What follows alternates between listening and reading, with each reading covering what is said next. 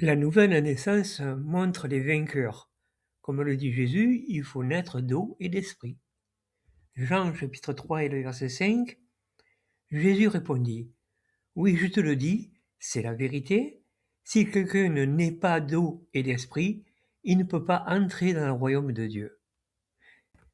C'est pour cette raison qu'il est dit, en 1 Jean chapitre 5 et le verset 4, parce que toute personne qui est née de Dieu remporte la victoire sur le monde. Et voici ce qui nous a permis de vaincre le monde, notre foi.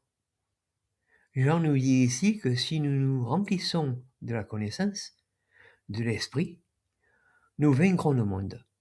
Et nous pourrons entrer dans la Nouvelle Jérusalem. L'esprit était donné miraculeusement à l'époque de Jean, inscrit dans l'esprit, gravé dans l'esprit. Mais aujourd'hui, c'est la Bible et son étude qui donnent l'esprit. C'est à nous de nous remplir de cet esprit par l'étude et la compréhension de la Bible. Jésus montre que dans ces versets de Jean chapitre 3 verset 5, que c'est nécessaire pour être enlevé lors de sa venue.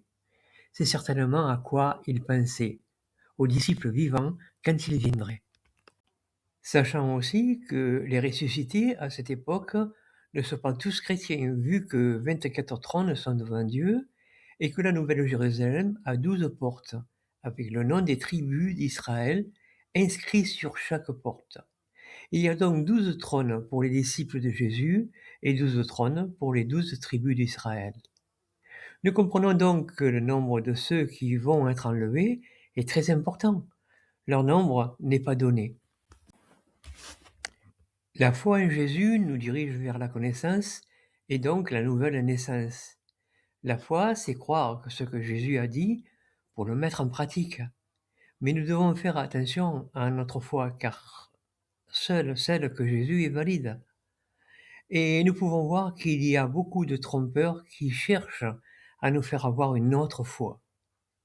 Donc tous ceux qui ont foi sont nés de nouveau et ils entreront dans la nouvelle Jérusalem. Les autres n'ont pas foi et ne pourront pas entrer dans cette disposition que Dieu a prévue pour ceux qui seront sauvés.